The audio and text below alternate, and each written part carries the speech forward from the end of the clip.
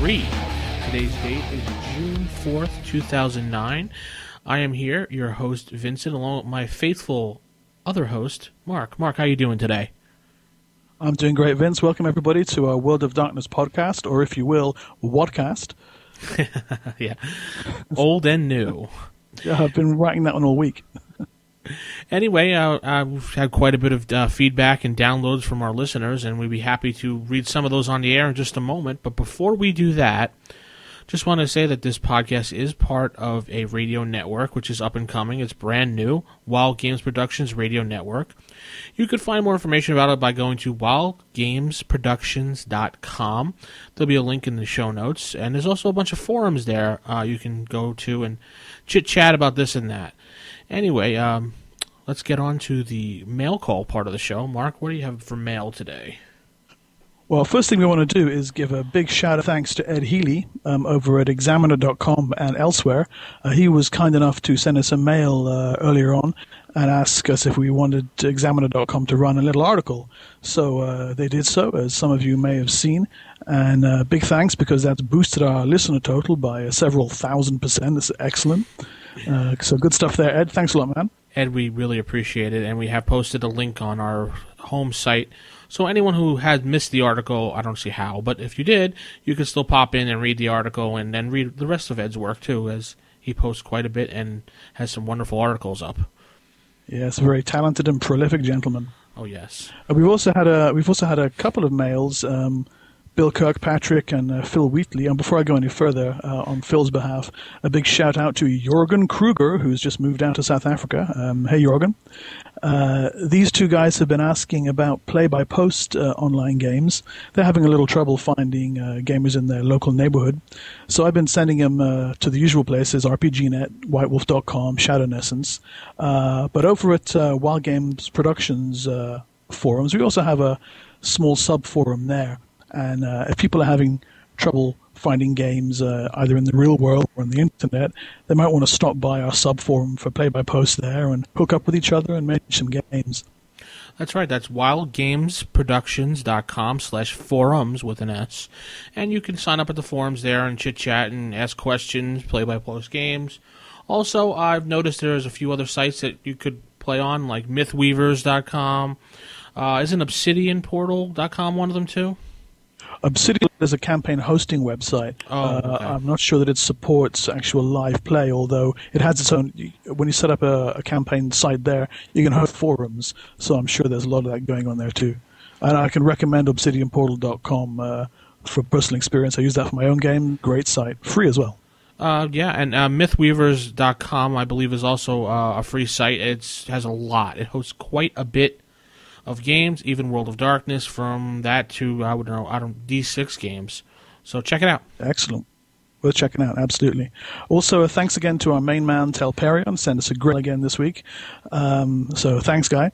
He also mentioned Vites, Vampire the Eternal Struggle, the card game, which debuted years ago under the name of Jihad. Still going strong. And maybe sometime in the near future we'll do a feature on that, seeing as it seems to still be getting plenty of coverage. Actually, yeah, I looked over those cards. I took the 50-mile drive to the local gaming shop, which is not so friendly because it's so far away. And I left the chainsaw at home. I took a look at the cards. Always wise. Yeah, always wise. I took a look at some of the cards that there were actual people playing there at the shop, and it looks like it's kind of fun. I was thinking about picking up a set. Still getting active play. Excellent. Yeah, I was thinking about picking up a set, maybe joining those kids in. I mean, they were younger than me, obviously, but hell, well, it's just a card game. Yeah. We used to play a lot back in the day, but I'm not sure where my cards are at the moment. I'm stuck in a box somewhere, but yeah, I had a lot of fun. Great game. Holding up the end of the couch, right? No, I'm kidding. Yeah. Do we have any more mail from our listeners? A couple of mail here and there, giving us primarily some friendly feedback. We've had a few posts, comments over at the Podbean site, so I want to thank anybody who takes the time to do that. We do read and respond to every single one, so keep them coming in, and any suggestions and ideas that you have, and we'll do our best to meet them with slavish loyalty. That's right, because Mark sits there all day hitting refresh, just waiting for your emails. My refreshing finger is almost worn out this week. It's And I'd like getting a good workout. I'd like to thank Rob. He was the one that made that post at the Darker Days podcast site at Podbean. Thanks, Rob. Yeah, thanks, Rob. Good one. Anyway, let's move on to our strange news segment, which we will put on. We'll put some regular news in here as well, because White Wolf has a bunch of announcements out there right now. They will be. Looks like free RPG Day is coming up very, very soon. I believe it's freebies. June 20th, right? Yeah, coming right around the corner. And I believe they will be giving the quick start guide out for Geist. I'm looking forward to this. What about you? Well, I was a big fan of Wraith and Orpheus back in the day. Now, information on Geist is hard to come by at the moment, so I have no idea if it's going to bear any resemblance to Wraith or Orpheus, and maybe taking a step away from those games is a good idea. But I'm really interested to see what it's like. Yeah, looking forward to that one. So the quick start on Free RPG Day will be something definitely worth grabbing hold of. Well, I think maybe when it is released, maybe we will do a mini cast just to read it over, and not word for word, but maybe we'll just read a few things from it and give you our opinion of it. You know, a little 10-15 minute cast as opposed to our normal. Good idea, yeah. Our normal cast. Geist quick start special, yeah, for sure. Yeah, we'll call it like a mini cast or something like that. You know, whatever. Just look forward to it. A podling. Beautiful. A podling. I'm glad. That's what I have. That's what I have you for. Oh, even better, a waddling. There it is. Boom. Official, set in stone, a waddling. I'll apply for the trademark right away. Yeah. Okay. Any more news that we should mention? Another interesting thing, we just mentioned Vitesse. They're bringing out an expansion for the Ebony Kingdom for Vampire: The Eternal Struggle. Back in the day, the Ebony Kingdom was a great expansion book for Vampire: The Masquerade. So I'm really looking forward to seeing what that'll look like for Vampire: The Eternal Struggle. Yeah, I'm looking forward to seeing that as well. I noticed that they also posted up something just recently about ready-made characters for the World of Darkness core. Yes, 5 of them. From the Legacy, Security, and Courier Services, a security company of players designed for instant use World of Darkness game. Awesome. If you're interested in that, pick up that. I mean, it's always fun to have something at your fingertips ready to just throw into your game. Well, that's my big thing. Pick it up, plug it in, and play right away. And if you've got something like that, it's almost an instant sell for me. Very good. Definitely. Speaking about picking up, putting right in, and terrorizing your players, how about we move on to the zombie ants? Or of the zombie ants, Vince. I don't know. Let's take a look. Okay, zombie ants, zombie fire ants to be specific. Now, some of our listeners may be familiar with these little beasties. The story originates with a species of fly called the phorid fly, Phorid. What this little fly does is it flies down, lands on an ant, injects its larva into the ant.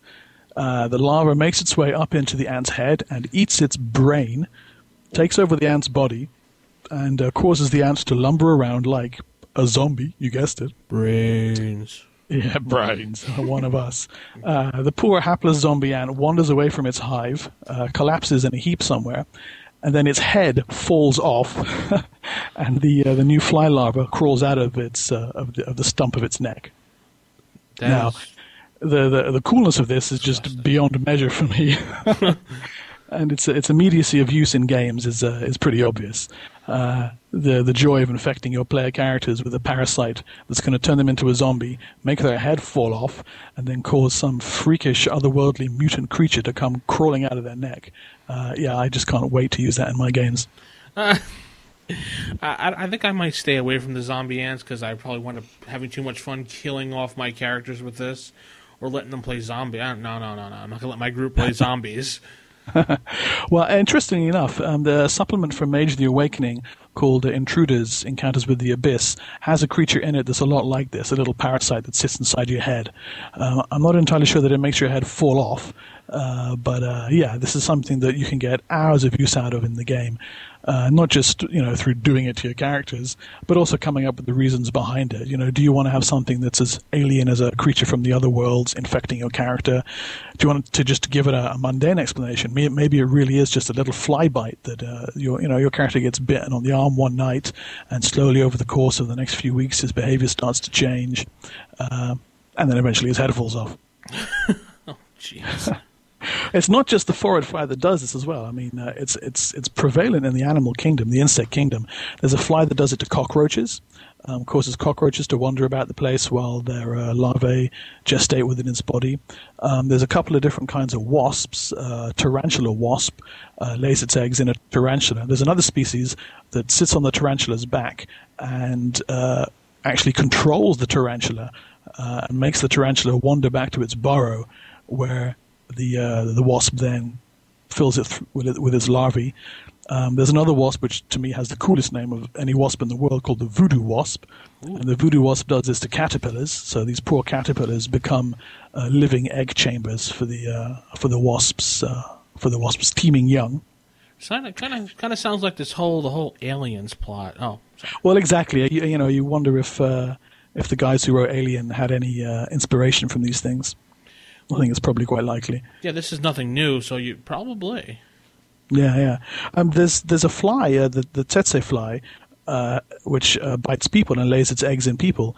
In fact, when I was reading about the zombie ants, there's one commentator was suggesting that the tsetse fly infecting people may have been one of the causes of the original zombie myth. It gets into the person's brain and causes them to behave in a stupefied fashion. They can't sleep. They wander around like an automaton, and they think that this may have been partly responsible for the rise of the zombie myth. So there you go. It has real-world provenance and should be used in any self-respecting game. So zombies don't exist? Well, I wouldn't wish to comment on that. I've just spent the last 2 hours playing Left 4 Dead, so as far as I'm concerned, they exist a hell of a lot in my house. Well, I'm glad, because I do have the Zombie Hunter Survival Guide on my shelf. Yes, I can see it from where I'm sitting. Outstanding book. I love that book. Required reading. That actually, if you do, I would have to recommend, if you are playing a Hunter's game, such as Hunter the Reckoning, Hunter the Vigil, Inquisitor, whatever, just pick up that book for a fun read. I picked up that book and I couldn't stop reading because I was just like, is this guy serious? That's what I like about it. You pick it up and you think, oh, this is funny. And then about 10, 15 pages in, you're like, I got to get me a shotgun. The guy makes, I mean, I don't mean to go off track here, but this is a good review actually to put into your World of Darkness game that just came to us. But just it tells you every way to fortify your house, how to prevent zombies from doing this and that, how to kill the zombies, how to extract information from the intelligent zombies. I mean, I couldn't believe when I read this book. I was like, "Wow!" And then, carry on. I'm sorry. And then he goes on further is to he makes up stories in the back to support the cause. That's what I was going to say. That's what I like the most about it is his list of apparent, legitimate zombie incidents going back to however many thousand BC. He goes back to things like the ancient Rig Veda texts from Hindu India and goes, "See here in verse 27, they're talking about a zombie." Excellent. Fantastic. I would definitely give it 5 out of 5 stars just for its pure use in the game, just to get in the mood, a hunter perspective view of the game. I mean, just it's fun. I like the book. I love it. Very cool. 5 out of 5 for you too? Oh, 6. Yeah. 6 7. out of 5. Yeah. 7. The sky's the limit with zombies. You can't really put a figure to that. A funny story about that is at work I gave the book to one of my coworkers because her son wanted to read the book. He's about 12. Next thing I know, she comes in the next day. She goes, "What's this book you gave my son about zombies?"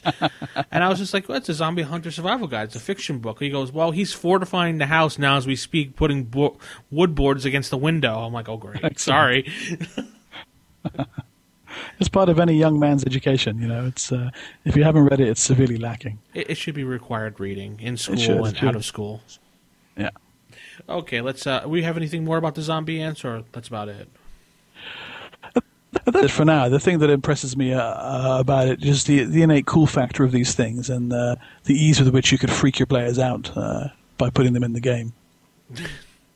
I wouldn't want to. Yeah, I have no comment on. They're just creepy enough. I don't want the whole alien thing happening to me.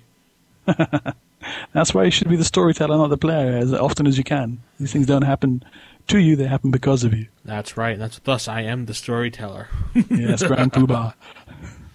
Anyway, let's move on to our original or classic World of Darkness, as Mark likes to call it.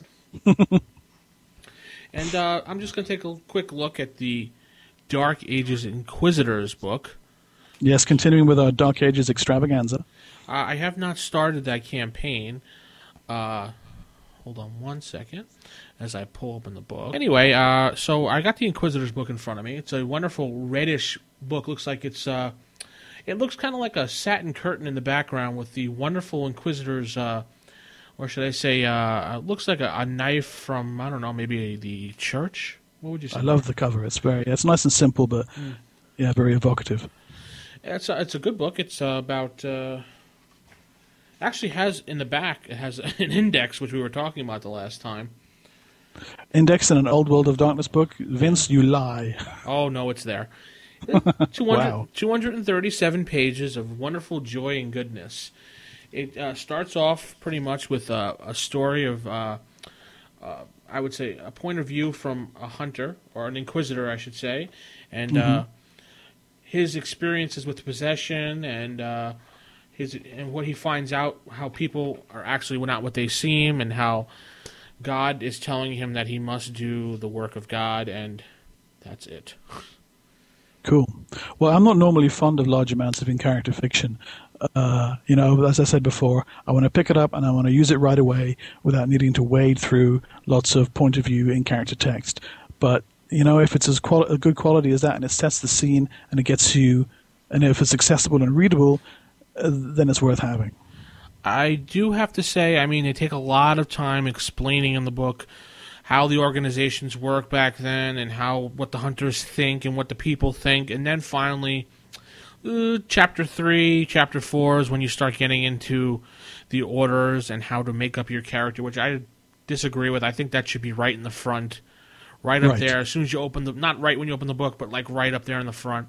I shouldn't have to thumb through the thing and look around to find the orders in here for my characters and my players to play.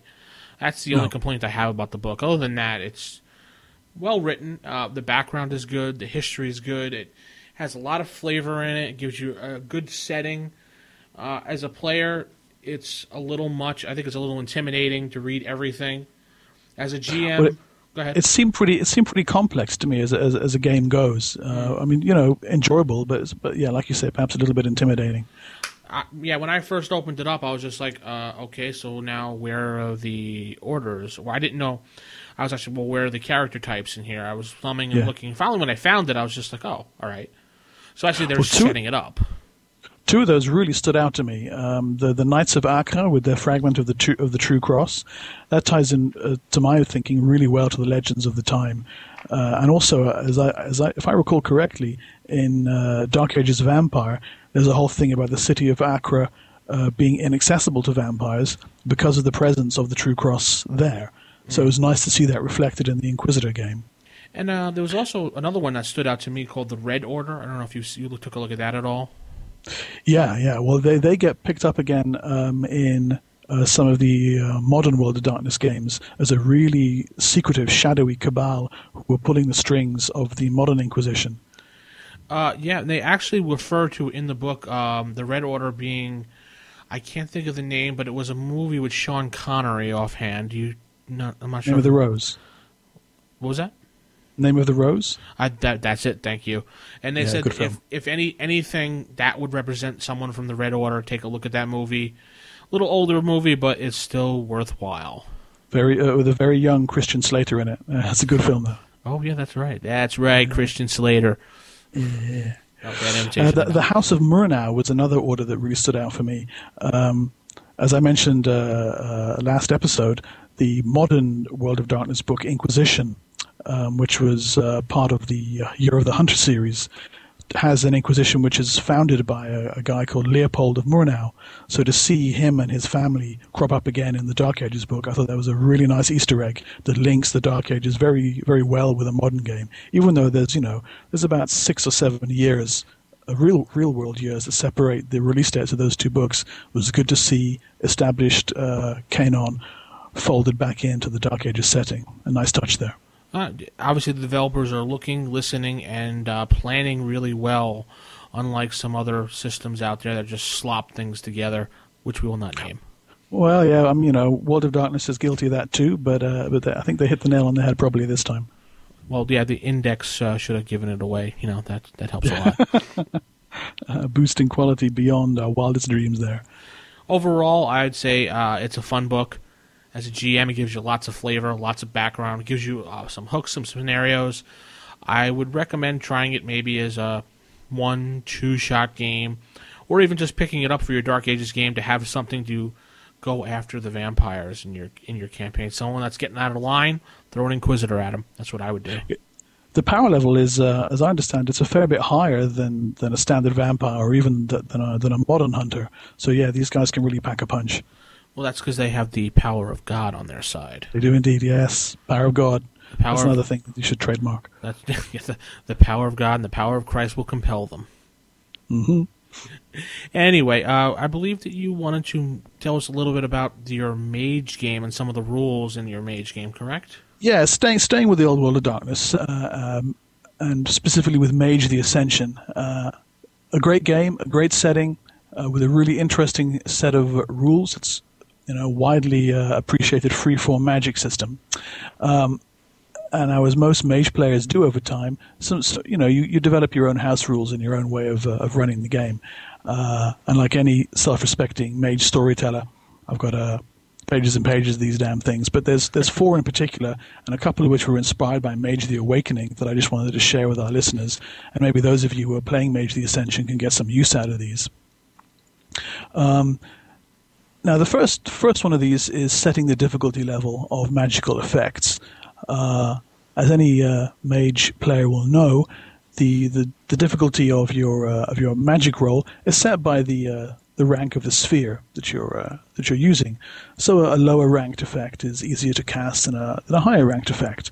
It seems all well and good, but when you look at the maths that work behind this, it can actually work out that a higher ranked sphere effect can turn out to be weaker than a lower ranked one, simply because the higher difficulty level means you're going to get less successes. Correct. And that's the last thing that you want. You don't want some guy with Forces 5 letting off with his Fireball of Ultimate Doom, and the guy only gets 1 or 2 successes on it, whereas some guy with Forces 2 or 3 can get double or triple that. Simple solution. Just set a static DC. Set all the difficulties to 6 or to 7. It's not a wholly new house rule. It's been done in the the New World of Darkness, and it's been done earlier than that in Exalted. But I would recommend that as the first house rule to put into play in Mage. Simply means that you can make an effect more difficult by changing the number of successes that are required, but the actual difficulty of it, the actual number that you have to roll, stays the same. And it means that across the board, lower ranked effects aren't going to be more powerful than higher ranked effects. So you're saying just set everything to one difficulty number and work from there? Yeah, I use 6 because I like the magic to flow fast and free, but 7 might make for a slightly leaner and grittier game. And in the New World of Darkness, I think it's, as I recall, it's set to 8. So you're looking at a 30% chance of success there with DC 8. And we found it works. You can tweak it up and down by circumstance. If the mage is fast casting, raise it to 7. If he's taking his time or he's sitting at a node, lower it to 5 or whatever. But yeah, that would be the first one that I would suggest, and it's worked quite well actually. There's no calculation goes on. You pick up your dice, you know the DC, you roll and you go. So you definitely use this in your group, and it works out pretty well then. Yeah, it does. Yeah. Second to that, and there's these next few couple of house rules. They're inspired by Mage the Awakening. Now, a lot of Ascension players, they're not comfortable with the changes to the setting and some of the changes to the rules with Awakening. But Awakening has a number of mechanical innovations that I find work really well with Ascension. Because they play back into some of Ascension's ideas that existed in the fluff for Ascension, but weren't properly reflected in the rules. And the chief and foremost of those is rotes, which are magical effects, as an Ascension player will know, that have been tried and tested and done repeatedly, and are supposed to be more easy to cast. Mm-hmm. Now, this isn't reflected in any large number of mechanics. There are a couple of ways of modeling this in the Ascension game, but not too many. So what I would recommend is taking a leaf out of Awakening's book and making rotes have a little less chance of causing paradox, and giving them a slightly lighter resonance signature, making it difficult for others to identify the caster by examining the effect. So the idea being this is a tried and tested technique that has managed to insinuate itself into the consensus, and it just doesn't blip the Paradox radar so heavily, and it doesn't stand out so heavily to someone else trying to detect it. Simply done, when rolling Paradox Backlash, reduce the number of dice by 2, down to a minimum of 1, if the effect was a rote, and when someone's detecting the resonance of a rote, increase the DC by 2. Done. Yeah, just quick little simple tweak, and straight away rotes have a little bit more value. You can charge players experience points to learn new rotes. I use 1 XP per dot that's in the rote. So, they have an added value, but they have an added cost as well. Now, Mark, before you continue, do you have this all written down so I can post a link so our listeners could check this out? Or yeah, awesome. I'll put that in the show notes. Go ahead. Okay, cool. Another rule that I took straight out of Awakening is the idea of using runes of power to enhance your spells. Magical alphabets, like the words of a magical language, they reverberate with power. And these magical languages can include Enochian or Kaja or Taoist script or whatever magic language you happen to use in your game. And if you inscribe those runes onto the target of an effect, it automatically adds 1 success to the effect's duration. Again, a simple tweak that plays into the idea of a mage inscribing runes onto the floor of a room where he's casting a spell, or maybe onto a target that he's going to place on the body of the subject of his spell. And it just adds a little bit of flavor, and you give it a mechanical representation by making the spell have 1 more success to its duration. Just makes it last longer. Nice and simple. Definitely. I like that idea. If I play a little more mage, maybe I'll have to get into using this. And the last house rule is again taken directly out of Mage the Awakening, and I really enjoyed reading this one when I saw it. The idea is that you have a spell, you give it life, and then you can relinquish control of it. You can allow it to continue on its own. You're no longer sustaining it yourself. You give it a bit of a push and set it off free into the world. And to do so, you sacrifice a permanent dot of willpower, which you can then restore by spending experience points. So, you create a spell, you give it a long, hefty duration, and then you spend a permanent point of willpower, and the spell is then freestanding, exists on its own, and it doesn't require you to maintain it anymore. It's like giving it life. Exactly.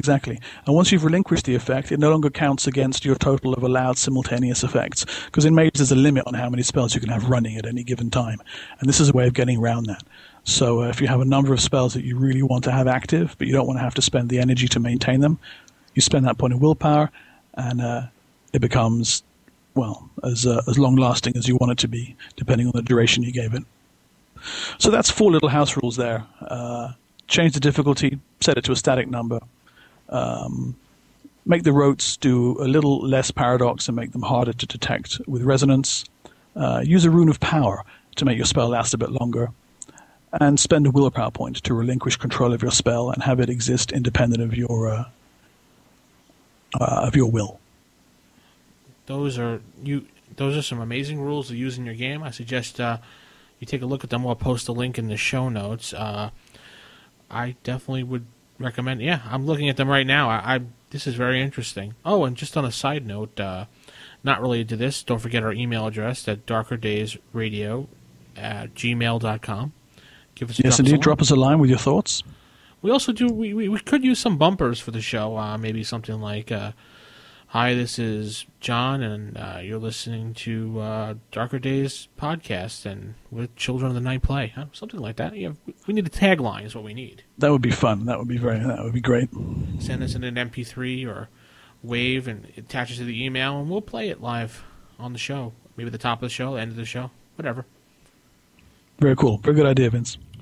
I think we should do that. And if there's nothing else about your Mage campaign, and I think we fed the Mage players with a lot and stuffed them today. Yeah. An excess of crunch. No, we'll leave it with that for now, I think. We don't want to, we get a little more review and funness into things. If people like that kind of thing, we'll throw a few more house rules your way. But let us know what you think. Let us know if it's the kind of thing you want to use or want to hear more of, and we'll see how it goes from there. Definitely. House rules are always interesting to hear, and it's fun to see what you can come up with on your own. I mean, if you have some house rules, definitely send it our way, and we'll take a look at them and see what we think. Share them with our listeners and spread the wealth. Next, I want to move on now. Let's move on to the newer World of Darkness, or the current World of Darkness.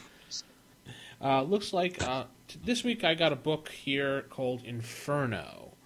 World of Darkness supplement for the Immortals, it looks like. Yeah, interesting little book, that. Now, first look at this book, you look at it, and you're going to go, oh my god, it's Demon the Fallen for New World of Darkness. No, it is not. I don't know if that book's coming out. I hope it does, but, being a big Demon the Fallen fan from the past... Well, I think Inferno shares a few similarities, but they've clearly taken pains to step away from the Demon the Fallen mold. Chiefly being that you don't play demons. No, it's more of a possessed type character. Yeah. Like a demon inside a mortal, and it's slowly taking them over until basically it becomes an NPC. I like the section on possessed. It looks very good. I'd like to see it in play. With the comparison with Demon the Fallen, that said, I think Possessed could work well with the Demon the Fallen game. And this actually applies to the whole supplement because it adds some extra layers of detail to demons that would go well in the old demon line. But yeah, it's very much, as it stands in New World of Darkness, it's its own beast and it stands alone of the old line. Definitely. It goes over in the first part of the book, basically describing in a World of Darkness view what demons are, the nature of demons, and the mechanics of the game. It shows you how you can make use of them with the World of Darkness core book, the Mortal book. And it really doesn't say how to add it to, say, something like Vampire or the Werewolf game or the Mage game, or even Changeling for that matter. It doesn't really say much about that. It just tells you how to use it with the core book. I wish it would tell you a little bit more, but it didn't. There's a few paragraphs on each of the other supernatural splats that tells you how you would be able to use it with those, and gives you the perspective of what a mage thinks a vampire is, and how a werewolf looks at it, and how a demon might interact with the covenants. But no, those aren't given a huge amount of coverage. Mostly it covers, and actually in extensive detail, the world of the demons and their various backgrounds and the various hierarchies of hell. Although it takes the standard New World of Darkness approach of not nailing down hard and fast truths about what demons are.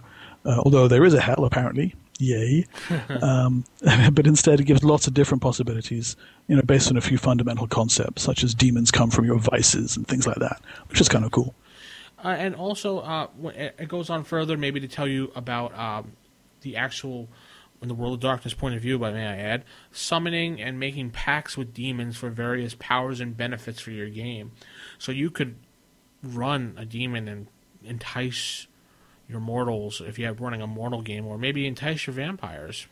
What more can they want? I thought the stuff on the pact system, the crunch there is very sound. It's very much plug and play. It's got neat little sidebars with story and idea nuggets. I did think that some of the systems to do with pacts were a little bit large, maybe even cumbersome in places, and would take someone a little time to digest. But they're still very usable. But it's something that you would need to take a little bit of time to read over and make sure that you understand it before you just throw it out on the table. Well, it definitely is very rich with flavor and atmosphere. It gives you a good sense of how they work and what happens when you do make that pact. It comes with a bunch of sample stat blocks at the back. They're pretty neat. The Preta just rock. I thought they were great. And who couldn't love Azazel? Anybody with a 15-point dice pool for damage gets my vote. Yes, you could find all sorts of possessed in the back. Just flip back there. You can easily throw them into your campaign, which I'll be doing for my Inquisitors campaign. And you can have lots of fun with it. Also, there is a chapter dedicated to playing the possessed, as they call them. A player character that deals with the issue of being possessed and what happens to them over the course of the change, and actually what happens with the demon inside them, how it tempts them and makes them do these evil things. Yeah. There's a great little section, a sidebar really, on the Supernatural Underground, which I thought was a clear nod to the Unknown Armies game, which is a good thing, of course. Unknown Armies is one of the premier horror games out there, and it has these rumors from the occult underground. So seeing, it's one of the strongest points of Unknown Armies, I think. So seeing that given fresh life and used as inspiration here for the Supernatural Underground was very cool. Little nuggets of creepiness that you can pick up and use in your game. Overall, I think this book is a great supplement to throw into your campaign, whatever you're playing. It's got a nice shiny cover with, it looks like some type of demon being summoned from hell with a pentagram and, I guess, a willing subject. Shiny. Victim. Victim laying in front of it. I first saw it, I was like, whoa, that's definitely nice. They're doing a good job on their covers this time around, I have to say. Yeah, they're very nice, very pretty. They're trying to go for the pretty factor, I guess, this time around to get all the little kids to buy it. And it has an index, too. As an Old World of Darkness player, I still get a kick every time I see one of those in a White Wolf book. That's just never going to get old. I know you must say to yourself, if they only had this back then. Have you seen the index to Mage, the Ascension Revised Edition? You look for something, and you're looking for rules and a magical effect, and it's listed under R for rules. What? It's like actually gathering up that pool of dice to find something. See how many successes you get to find the page. Give me a break. Oh, and the last thing I happened to pick up when I went to the store was the Mage dice set for the new Mage the Awakening. It was the Ascension, sorry. I actually did find the dice set. It was an interesting little dice set. It came in a little dark blue bag with a skull and a pentagram on it. And very nice. And it had, about 5, 6, 7 dice. I don't remember. It's on the kitchen table. I haven't used it yet. It yielded our World of Darkness dice with the numbers highlighted for a success, which is, thank you. I needed those. That's really handy. That's one of the things that you couldn't do in the old days with difficulties going up and down like a bloody yo-yo. But now that they're set in the new World of Darkness, you can. It's a simple thing to do with the dice, but immediately effective. You see them on the table, there you go, right away. Good stuff. I recommend picking those up, picking up as many as you can. I know there's one for Vampire, there's one for Werewolf. I think there might be one for Changeling. Cool. And it comes in a nice little bag, too. Yeah, a little portable bag. I am looking, if anyone can find it out there, the Vampire, Dark Ages Vampire, that dice set, and the Storyteller screen. I haven't been able to find those in quite a while, and I'm looking for them. Yeah, I bought the Storyteller screen along with the book for Dark Ages, and the Storyteller screen wasn't included. I just got the book. That's kind of irritating. Oh, really? Yeah. I don't use screens so much, but yeah, I would have liked to have had it. I like using screens, so I wanted one, and I was not able to find it anywhere. So I know it's out of print, but still. Yeah. Something to keep your eye out for. Okay. Do you have anything for the New World of Darkness section? Well, something which I think I want to cover in greater detail, but I'll just give it a little bit of a teaser right now, is the Jail of Night. Now, long-term fans of World of Darkness will know this as a series of articles from White Wolf's old magazine back in the day when they had them. And what it did was it took the World of Darkness game lines, the 5 big ones from Old World of Darkness, Vampire, Werewolf, Mage, Wraith, and Changeling, and adapted them to the setting of the game Cult. Now, Cult is an extremely creepy horror game. It's based heavily in Gnostic philosophy, the idea being that the world is a lie. It was created by a powerful demiurge, godlike creature, who has since absented himself from his creation. And it's now ruled over by his squabbling servants and their minions who are running the prison for them, the jail of the world. Now, this was a revolutionary thing back in the day, back in Old World of Darkness, but players of New World of Darkness will recognize this as being pretty much the setting for Mage the Awakening. The idea of the fallen world, the exarchs, and their servants, the seers of the throne. Now, I want to give this more coverage in a more expansive feature in a later episode, But I would recommend that players of the New World of Darkness go and check out the Jail of Night articles. They've since been compiled by their author, and they're available free for download over at the Cult role-playing game site. And it's at cultrpg.com, but we'll put the full link on our website at Wild Games Productions, because it's one of those URLs that's about 6 lines long, and it would just be a waste of time to read it out on air. That's wildgamesproductions.com. We'll just post up there for you. But the Jail of Night basically takes the standard World of Darkness setting and changes the backstory and builds it into something, if at all possible, even more horrific. So we're going to come back to this in an episode or two and give it more detailed coverage and really show you how you can open up the box and tear out the goodies and use them in your own games. But for now, I'd recommend that our listeners head on over to the Cult site, take a look at the articles, where they're free for download and have been compiled into a really nice-looking PDF, and check it out. Definitely check it out. It's worth looking at. I believe now we're coming to the end of the show, which we'll usually talk about our campaigns that we're currently running. My campaign really has no update because we have not started. I have not been able to get the guys together to run the campaign. But this weekend, I think, should be the start of things to come. Are you kicking off, eh? Cool. Looks like it. I finally got the guys together. Hopefully we're going to get together and sit down, make up the characters at least, and get them introduced more into the Inquisitor world. Maybe do the background story and stuff like that.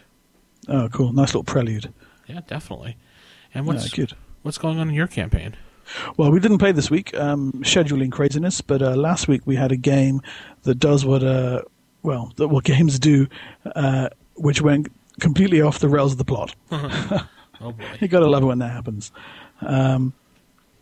Long story short, the characters, it's a mage game, and they're busy trying to purify a node, which is pumping corrupt quintessence into their home base. So they went and found the node, which is like a well of spiritual energy, which has become corrupted over time because its guardian spirit isn't being looked after. So they're trying to find a way to purify it, to appease the guardian spirit. And what they've been doing is traveling back through reflections of this spiritual well, this node, in the spirit world. Looking at reflections of how it used to be in times past. So a Catholic monastery, and before that a Saxon church, before that a Roman temple, before that a Celtic shrine. But the interesting thing came when a character decided to use a rather wacky spirit magic effect to summon a bunch of spirits to do what he wanted to do, and he botched. And he botched in a big way, like 4 or 5 ones he rolled and no successes. So, that's he's going to get screwed.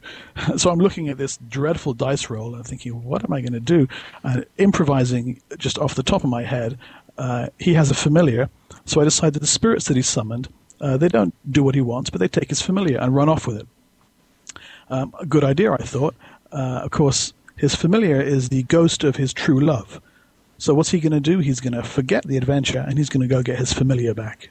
And I'm sitting there looking at the plot of the story just disintegrating around me, and actually being kind of excited by it. Because at the end of the day, this is what I run games for. These moments where the characters take your plot and just run with it in the opposite direction. So fantastic. I really enjoyed that. And for me, the big lesson to draw from this is just don't be afraid when this happens. If something comes out of left field, or if you improvise something that causes the players to react in a crazy way, grab the ball and run with it, because you never know where it's going to end up. So I'm kind of looking forward to seeing how that's going to turn out in coming sessions. Sounds like it might be fun. I definitely want to hear an update on this next time we do our podcast, which will be in 2 weeks' time. We should be back, if scheduling permits, on the 17th to do another show, which will be up by the weekend, unless you have something else planned that week. Yeah. No, I'm looking forward to it.